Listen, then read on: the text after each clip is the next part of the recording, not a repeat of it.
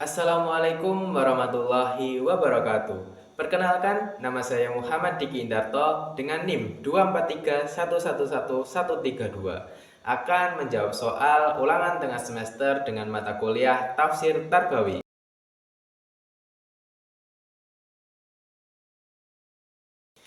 Tiga konsep utama dalam pendidikan Islam, yaitu tarbiyah, taklim, dan tadris, memiliki perbedaan makna dan pendekatan dalam proses pembelajaran.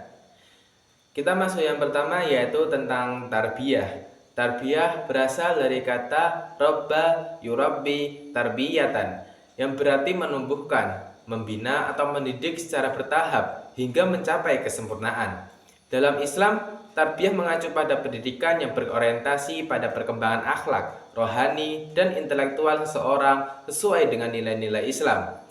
Dalam Quran surat Al-Fatihah ayat yang kedua yang berbunyi Alhamdulillahirabbil alamin. Alhamdu, segala puji, lillahi, bagi Allah, Rabbi, Tuhan atau pemelihara, dan al-alamin, semesta alam. Kata Rabbi dalam ayat ini menunjukkan bahwa Allah adalah Rabb atau pendidik seluruh alam. Hal ini menunjukkan bahwa tarbiyah mencakup pembinaan bertahap, pengasuhan, dan pengembangan sesuai dengan kebutuhan manusia, baik secara jasmani maupun secara rohani. Kita masuk yang kedua, yaitu tentang taklim. Taklim berasal dari kata alama yu'allimu takliman, yang berarti mengajar atau memberikan ilmu. Taklim lebih berfokus pada transfer ilmu dari guru kepada murid tanpa harus ada pembinaan mental atau spiritual secara mendalam. Dalam Quran surat Ar-Rahman ayat yang kedua yang berbunyi Allamal Quran. Allama, dia mengajarkan Al-Quran. Ya, Al-Quran itu sendiri. Dan Ar-Rahman ayat yang keempat Allamalhul bayan. Allamahu, dia mengajarkannya al-bayan, pandai berbicara. Dalam ayat ini Allah menegaskan bahwa dia mengajarkan Al-Quran dan kemampuan berbicara, yang berarti ilmu diberikan secara langsung kepada manusia. Taklim menekankan penyampaian ilmu secara eksplisit, baik dalam bentuk wahyu maupun keterampilan duniawi. Dan kita masuk yang terakhir mengenai yaitu tadris. Tadris berasal dari kata darosa yudarisu tadrisan, yang berarti mengajar atau membimbing melalui proses pengajaran yang sistematis. Tadris lebih bersifat akademis, melibatkan diskusi pembelajaran terstruktur dan interaksi antara guru dan murid. Dalam Quran surat Al-Qalam ayat ke-37 yang berbunyi Am lakum kitabun fihi tadrusun. Dengan terjemahan berkata am ataukah lakum, kalian mempunyai kitabun, kitab, fihi, yang di dalamnya tadrusun, kalian mempelajarinya. Ayat ini merupakan sindiran dari Allah kepada kaum musyrikin. Allah mempertanyakan apakah mereka memiliki kitab suci yang mereka pelajari atau tadrusun sehingga bisa menjadi dasar bagi keyakinan atau perbuatan mereka. Dalam konteks pendidikan Islam, kata tadrusun menunjukkan bahwa aktivitas pembelajaran dilakukan dengan mempelajari kitab secara berulang-ulang, mendalami isinya, dan memahami maknanya secara mendalam. Hal ini menunjukkan bahwa tadris adalah proses pendidikan yang lebih sistematis dan berbasis pada studi teks, seperti yang terjadi dalam pendidikan formal di sekolah atau lembaga keilmuan. Kesimpulan dari ketiga itu tadi tarbiyah, taklim, dan juga tadris, yaitu tarbiyah lebih bersifat menyeluruh dalam pembinaan akhlak dan rohani. Taklim menekankan transfer ilmu, sedangkan tadris lebih kepada sistem pendidikan formal dan terstruktur. Pendidikan dalam Islam bukan sekedar transfer ilmu, tetapi sebuah proses pembentukan manusia yang seimbang antara akal, hati, dan amal. Ilmu bukan hanya sekedar untuk memperkaya wawasan, melainkan harus membawa manusia lebih dekat kepada Allah SWT. Mari kita kupas lebih dalam hakikat ilmu dan tujuan pendidikan berdasarkan ayat-ayat Al-Quran. Hakikat ilmu dalam Al-Quran yang terdapat dalam Quran surat Al-Qasas ayat ke-14 yang berbunyi falama balagha asyuddahu wastawa atainahu hukman wa ilma wa kadzalika najzil muhsinin.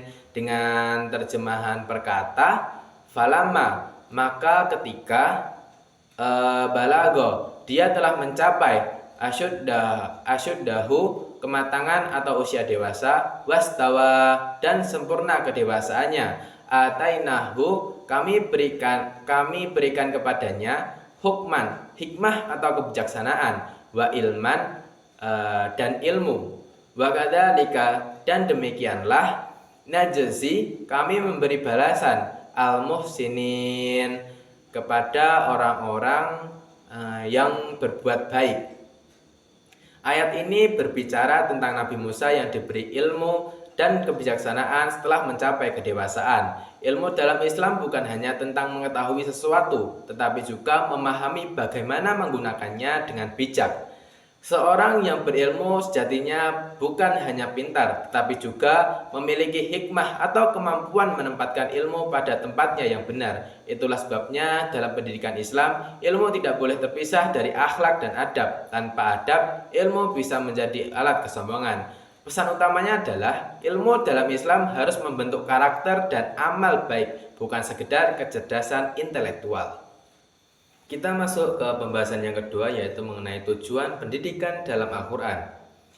Tujuan yang pertama yaitu untuk ibadah yang terkandung dalam Quran surat Az-Zariyat ayat yang ke-56 yang berbunyi wa ma khalaqtul jinna wal insa illa liya'budun. Dengan terjemahan berkata, wa ma dan tidak, khalaqtu aku menciptakan, al jinna jin, wal insa dan manusia, illa kecuali liya'budun agar mereka menyembahku.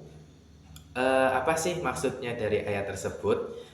Tujuan utama manusia diciptakan adalah untuk beribadah kepada Allah. Namun ibadah dalam Islam bukan hanya sholat dan puasa, tapi juga mencakup seluruh aspek kehidupan termasuk menuntut ilmu.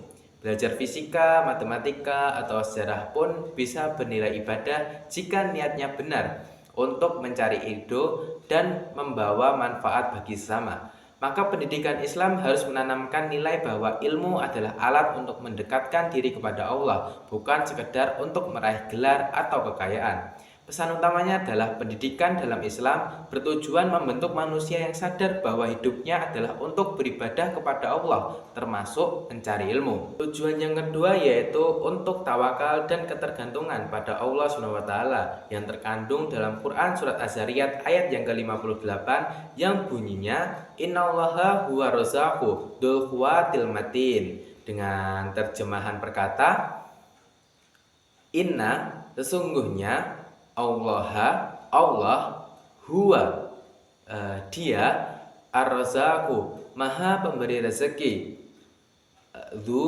yang mempunyai al-quwati kekuatan, al-matin yang sangat kokoh.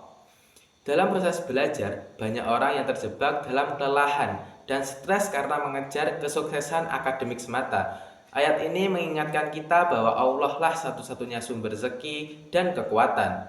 Seorang pelajar atau pencari ilmu harus bertawakal, menyadari bahwa hasil akhir bukan ditentukan oleh usahanya semata, tapi juga karena rahmat Allah. Pendidikan Islam mengajarkan kita untuk berusaha keras, tetapi tetap menyerahkan hasilnya kepada Allah. Pesan utamanya adalah pendidikan harus membentuk manusia yang percaya kepada Allah sebagai sumber rezeki dan kekuatan, sehingga tidak mudah putus asa atau sombong dalam menuntut ilmu. Teks dari Safwah Al-Tafasir menjelaskan bahwa nama Allah Ar-Rabb adalah salah satunya nama terbesarnya. Nama ini mencakup seluruh sifat ketuhanan dan menunjukkan bahwa hanya Allah yang berhak atas penghambaan dan kepatuhan makhluk. Dalam konteks pendidikan, Ar-Rabb juga bermakna sebagai pendidik yang selalu memperbaiki, membimbing, dan mengatur urusan makhluknya. Allah bukan hanya pencipta, tetapi juga pemelihara yang memberikan kebaikan serta membimbing manusia ke jalan yang benar. Oleh karena itu, konsep tarbiyah atau pendidikan dalam Islam berakar pada sifat Allah sebagai Ar-Rabb, yaitu Tuhan yang mengasuh, mendidik, dan menyempurnakan makhluknya dengan fitrah yang baik. Mungkin itu tadi jawaban singkat dari saya mengenai soal ulangan tengah semester dengan mata kuliah Tafsir Tarbawi. Kurang lebihnya mohon maaf. Wassalamualaikum warahmatullahi wabarakatuh.